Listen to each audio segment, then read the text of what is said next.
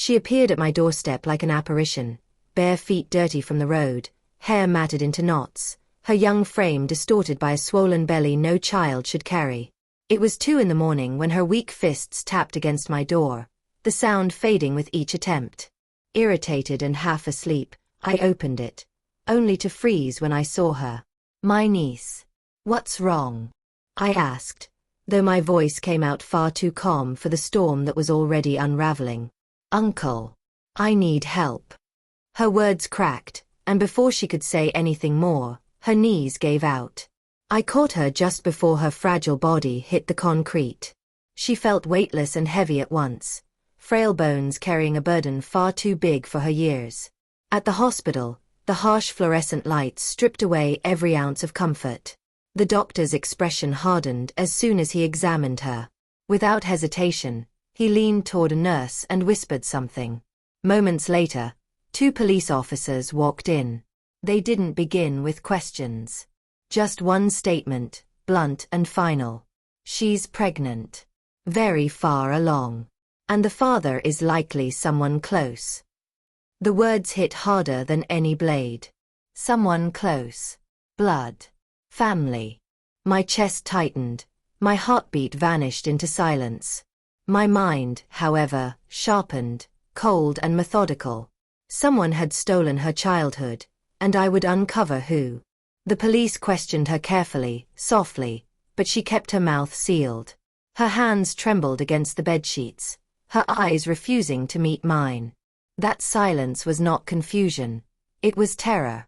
And terror meant familiarity. She knew the man too well. I sat outside the room, motionless. Inside, rage clawed at me, but I buried it. Rage was noise. Noise was weakness.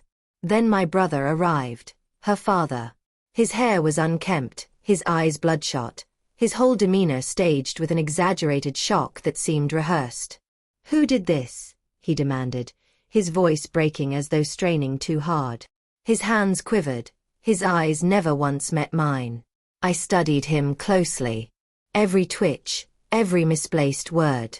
His face tightened when the doctor mentioned the pregnancy was months old. His fists clenched when police brought up a DNA test. My first instinct was denial. He was my brother, my blood. We had shared childhood wounds and scars. But denial brought back old memories. His drinking, his temper, the way his daughter flinched when he was near. Tonight, her silence was not empty. It was directed at him. The betrayal seeped deeper than bone. I didn't confront him. Not yet. Instead, I watched. At the hospital, I volunteered for everything. Paperwork, errands, late-night shifts, always staying close to her, giving her a presence she could trust.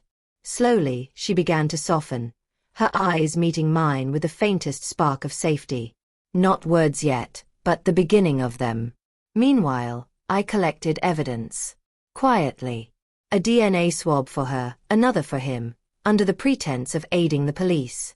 I sifted through his phone records, bank slips, bills tucked away in his drawer.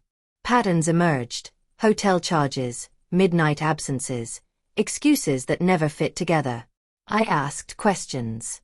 Teachers, neighbors, anyone who had noticed her missing classes, her withdrawn behavior, her unexplained bruises. Piece by piece, the truth stitched itself together. Then came the envelope, white, ordinary, but heavy as stone. I opened it alone. The result was unmistakable. He was the father. My brother. Bile surged in my throat, but I forced it down. My face hardened, my breathing slowed. This was no longer grief. This was calculation. That night, I placed the report on the table between us. I said nothing. He read it once, twice. His lips parted, excuses lining up on his tongue. But my silence strangled them. "It's not," he started. I raised a hand. He stopped. For the first time, fear filled his eyes. The predator was now the prey. From her hospital bed, his daughter's voice cut through the tension at last. "Don't lie, Papa, please." And just like that, his world collapsed. I didn't hit him. I didn't shout. Instead, I made a single call to the detective.